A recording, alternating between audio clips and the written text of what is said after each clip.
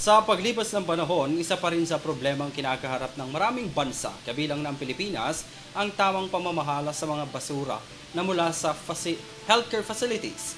Kaya naman upang matugunan ito, kabi-kabilang pagsisikap ang ginagawa ng iba't ibang organisasyon upang matugunan ang proper waste management. Si Vanessa Cleofas para sa detalye ng balita.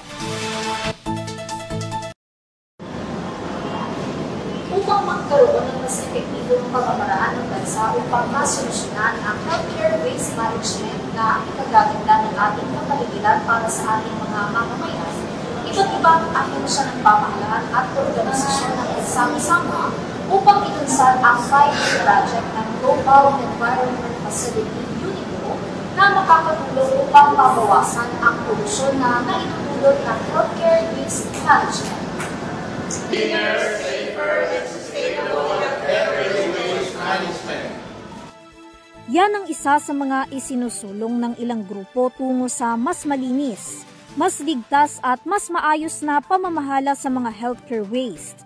Ayon sa grupo ng Bantoxics na siya ring implementation partners ng naturang proyekto na pinangunahan ng United Nations Industrial Development Organization o UNIDO, isa pa rin sa malaking problema ng bansa ang improper waste management sa mga medical facilities lalo na raw noong panahon ng pandemya, kung saan may ilang mga ulat na gamit na face mask, siringgilya at iba pa ang nagkalat sa mga kalsada at coastal areas, ang nakita na malaki raw ang epekto sa kalusugan gayon din sa kapaligiran.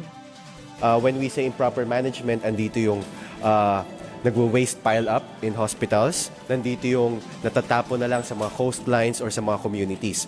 So, malaking issue talaga yung healthcare waste management. So, bakit siya malaking issue? First and foremost, kasi may health-related impacts siya, no? Pwede siyang mag-cause ng infections, injuries for humans. So, malaking human health impacts yon.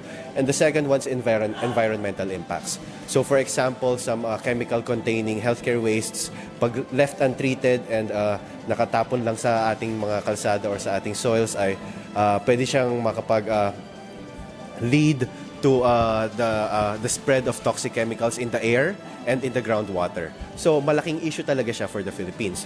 Para naman sa Department of Environment and Natural Resources o DENR, ang mga pagsisikap na ginagawa ng iba't ibang mga organisasyon upang makatulong sa gobyerno ng Pilipinas ay kanilang kinikilala at sinusuportahan. Malaki rin daw ang nagiging partisipasyon ng mga ito para sa mas maayos na komunikasyon sa mga mamamayan pagdating sa kahalagahan ng proper waste management hindi lang para sa mga nasa medical industry. So we recognize the capacity and the expertise of this civil society to help the government in implementing such big project, especially on healthcare waste management. We are working with civil society to raise the awareness because they are in the grassroots, they are on the ground.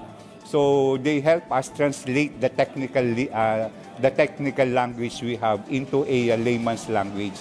Kasi mas mahirap yung may communication gap.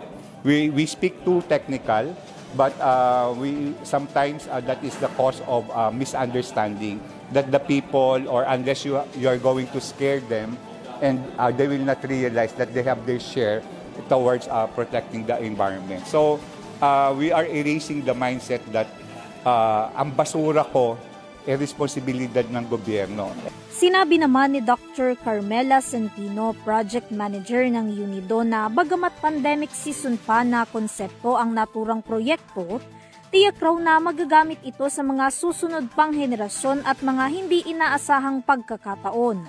Mahalaga rin daw ang maayos na implementasyon ng kanilang mga pulisiya patungkol sa healthcare waste management.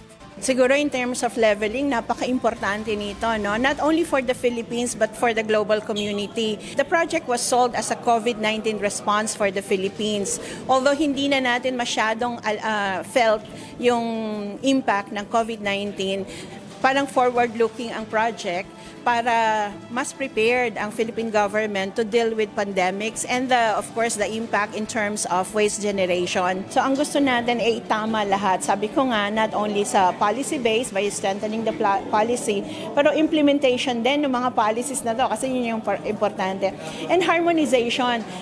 Ayon sa World Health Organization o WHO, ang hindi wasto at hindi magandang pangangasiwa sa mga medical waste ay maaaring magdulot ng panganib sa kalusugan. Maaari rin daw itong maging banta sa kalidad ng kapaligiran sa pamamagitan ng kontaminasyon.